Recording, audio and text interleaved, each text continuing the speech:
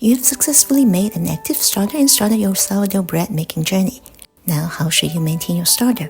If you have a young starter, let's say your starter is now about 1.5 weeks or 2 weeks old, the best practice for a new starter like this is to keep it at room temperature and feed it daily with the same ratio you have been doing for about 3 weeks to a month. However, if it's a non-baking day, you really don't need to keep a lot of starter in your jar. You can keep as low as 15 grams of starter or even 10 grams, then feed it with the ratio you have been doing. This will decrease the amount of discard significantly. Once your starter is over 3 weeks old, it is now much more stable. This is when you can try a more practical way to maintain it. So now I'm going to share with you how I maintain my sourdough starter with no discard. Option 1. You want to pause an active and ready starter for a short period of time. For a short-term pause, that is between 1 to 2 weeks, this is what I do. After I took out the amount of starter I need to make bread, I transfer what's left into a clean jar. I kept only a very small amount of active starter so I don't waste too much flour. This is just 25 grams. No additional water or flour is needed for this starter. Put a secure lid on. I marked it with a date I'm putting this in the fridge because I usually won't remember it. I also noted the starter weight, sometimes even the weight of the jar. Now I'll keep this in the fridge as is until the next time I need to make bread. On the day before I want to make bread, I'll simply take it out from the fridge, transfer it to a bigger jar and feed it. I know I need 100 grams of starter for my bread, so I'll feed 50 grams of water and 50 grams of flour in this. That will give me 100 grams of starter for the bread, plus 25 grams extra to keep for the next time. This is a 1 to 2 to 2 ratio, which was what I've been doing in the past before I store the starter in the fridge. With this method, I will have no discard at all. But what if I need 200 grams of starter because I want to make 2 loaves of bread? That's no problem. I'll take out the starter from the fridge. There's not much left in there. Total weight is 283 grams minus the jar's weight of 261 grams, so there's just 22 grams left in there. To it, I'm now feeding 100 grams of water and 100 grams of flour. That will give me 200 grams of starter for the bread, plus about 22 grams extra to keep for the next time. This is now a 1 to 4 to 4 ratio. You now see that once you have an active and healthy starter, you can change the ratio and it will still work just fine. It still takes about the same time to double in size. Once it's double in size, airy and bubbly, it'll be ready to make bread. As I mentioned in my how to make sourdough starter video, an active starter is a predictable starter. It has a pattern formed already on how long it takes to double in size, so feeding it after taking it out from the fridge will have the same rise and fall pattern.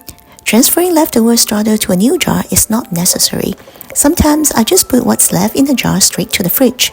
I will scrape the side of the jar just to keep everything cleaner, and also labeling the date and starter weight as usual. On the day before I want to make bread, take the starter out from the fridge, and I will feed straight into this jar. Since this jar is cold, I will warm the water to be a little warmer, around 90 degrees. And I will just repeat the same process over and over. This is for people who bake once a week or once every other week. Now maybe you only bake once a month, or maybe you are not sure how long you will bake again, but still want to keep a healthy starter in the fridge and don't want it to go hungry. This brings us to option 2. Transfer the scrapings from the last sourdough making into a clean jar. That's about 25 grams. Add 25 grams of water and 25 grams of flour. Stir to mix. Put a secure lid on and return to the fridge. The cold temperature in the fridge drastically slows down the activity, so this 1 to 1 to 1 ratio is enough food to keep it satisfied for 2 weeks. Every 2 weeks, you will just repeat the process. Take 25 grams of the starter out, add 25 grams of water and 25 grams of flour. Mix, lid, and store again. I always keep a label on the jar to mark the date. You can also just mark it on your calendar. Feeding it every 2 weeks keeps the starter healthy and maintains its activeness and predictability. If you keep it more than 2 weeks in the fridge without feeding it, it will still be okay. You can store it in the fridge for up to 2 months. Sourdough starter is very resilient. It's actually very hard to kill it. The difference is the starter most likely have hooch developed because it needs food desperately. For example, this starter has been sitting in the fridge for over 1.5 months without feeding.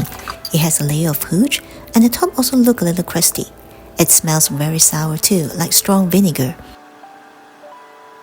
I'll pour away the hooch, transfer some to a new jar, and feed it at a 1 to 2 to 2 ratio. We'll see how long it takes for it to come back to its previous activeness. It started to rise a little 8 hours after feeding, and at 24 hours, it finally doubled in size. Next day, I fed it the same way, but I didn't keep as much as yesterday. I don't like a lot of discard, so I always try to keep the volume lower. This time it only took 5 hours to double in size and is still rising steadily. So it only took this starter 1 extra day to ramp back to its full strength. Keep in mind that yours may take longer, depending on how long it has been neglected in the fridge and how mature your starter was when you store it in the fridge. If this still looks like too much work for you and you rarely bake, this will bring us to option 3. Transfer the scraps to a clean jar, put the secure lid on, and freeze it. A few days before you want to bake, move it to the fridge to thaw for a day. The next day, take it out from the fridge and feed it just to wake it up. Sometimes it may take 2 days for it to come back to its previous activeness, but it will. After that, you can freeze what you have left and start over. This is my sort of more relaxing way to maintain my starter with a very minimum effort and discard. One common question people have is, can I switch out flour when feeding my starter? And the answer is yes.